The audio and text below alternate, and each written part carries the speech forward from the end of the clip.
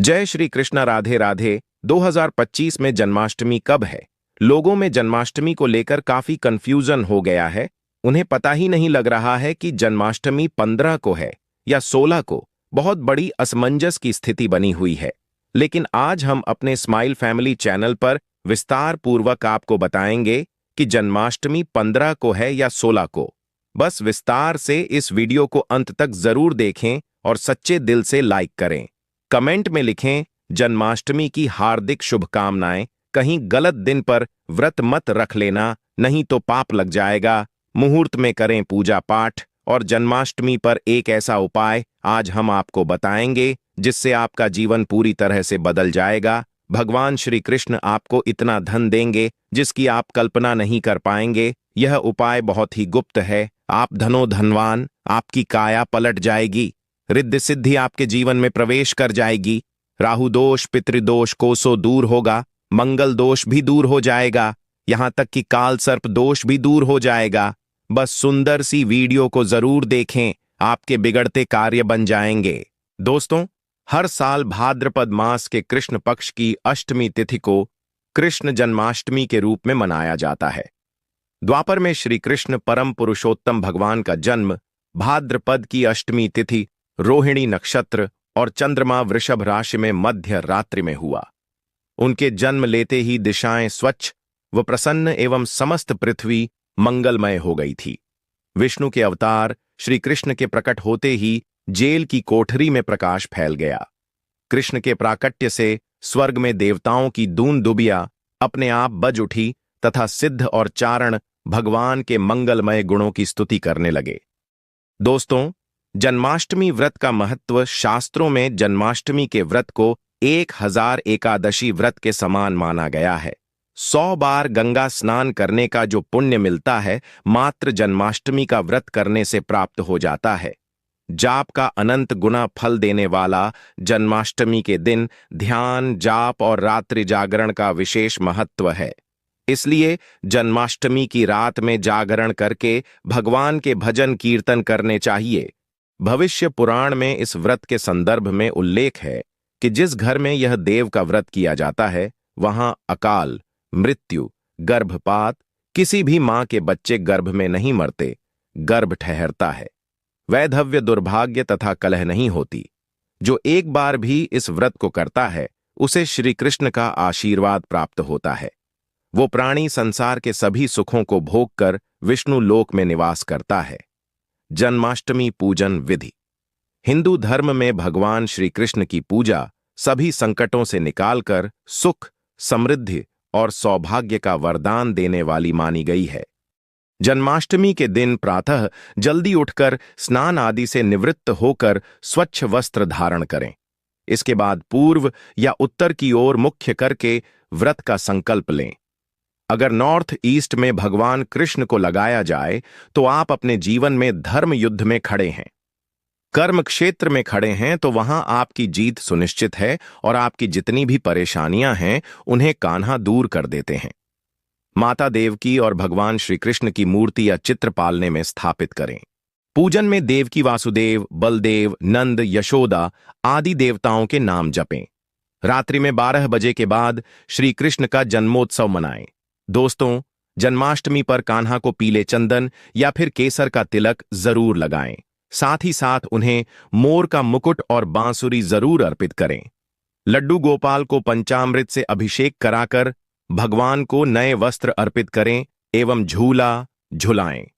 तुलसी डालकर माखन मिश्री व धनिये की पंजीरी का भोग लगाएं। तत्पश्चात आरती करके प्रसाद को वितरित करें। दोस्तों, कृष्ण जन्माष्टमी कब है?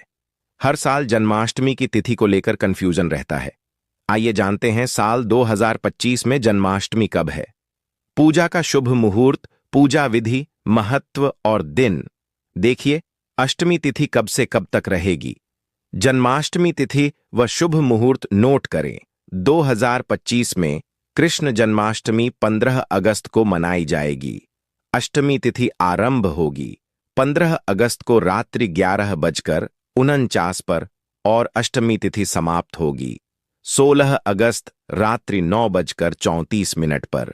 रोहिणी नक्षत्र प्रारंभ होगा। 17 अगस्त प्रातःकाल 4:38 पर। रोहिणी नक्षत्र समाप्त होगी 18 अगस्त प्रातःकाल 3:17 पर। निशित काल पूजा का समय होगा 15 अगस्त रात्रि 12:04 से रात्रि 12:47 तक। पारण का समय होगा 15 अगस्त रात्रि 12:47 के बाद। दोस्तों चलिए जानते हैं जन्माष्टमी पर श्री कृष्ण की जन्म कथा। दोस्तों जन्माष्टमी की यह कथा चुपके से भी सुनने से समस्त तकलीफें, बीमारियां सब समाप्त हो जाती हैं। पितृदोष, मंगल दोष, काल सर्प दोष, शनि दोष तुरंत ठीक हो जाते हैं। आइए सुनते हैं जन्माष्टमी की कथा।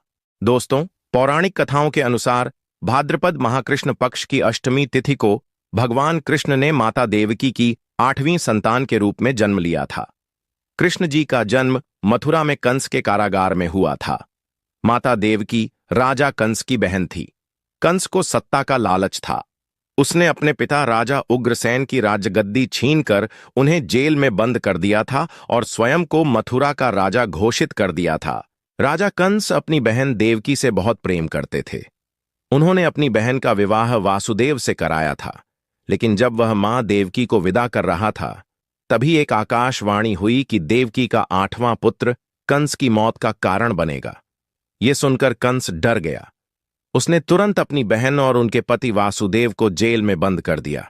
उनके आसपास सैनिकों की खड़ी पहरेदारी लगा दी। कंस अपनी मौत के डर से देवकी और वासुदेव के 7 संतानों को मार चुका था। कृष्ण जी का जन्म इसके बाद भाद्रपद महाकृष्ण पक्ष की अष्टमी तिथि को रोहिणी नक्षत्र अंधेरी रात में भगवान कृष्ण ने देवकी की 8वीं संतान के रूप में जन्म लिया। श्री कृष्ण के जन्म लेते ही कोठरी प्रकाशमय हो गई।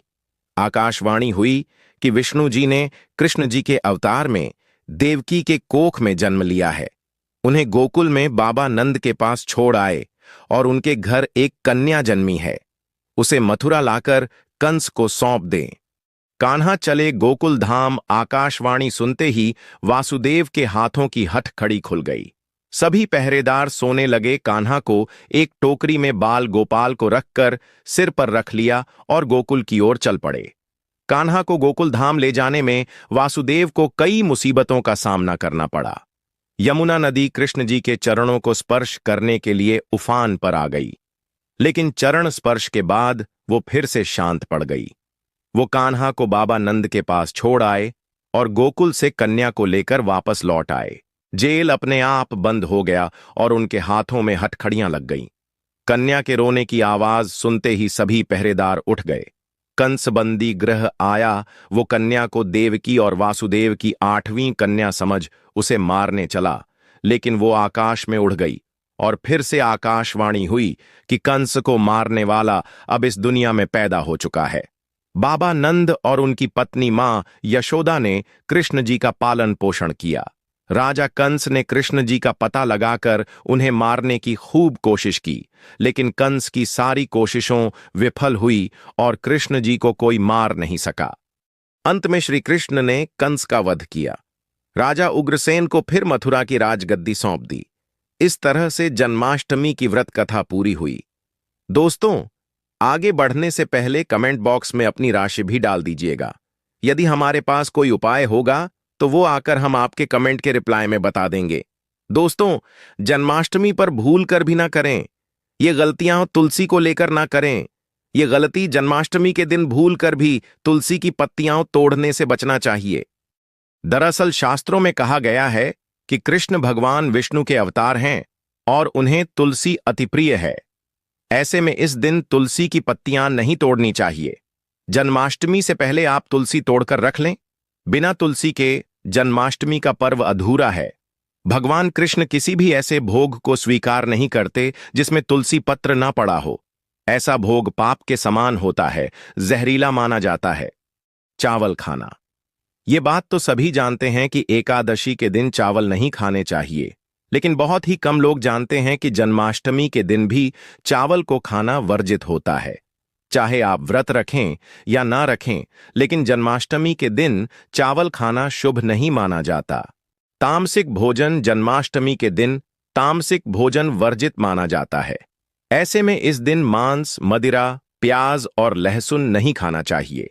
इस दिन गलती से भी लहसुन प्याज का खाना कभी मत बनाना, क्योंकि राहु केतु के कारण ही लहसुन प्याज की उत्पत्ति हुई है और भगवान विष्णु और राहु केतु के बीच में भीषण शत्रुता होती है। अनादर करना।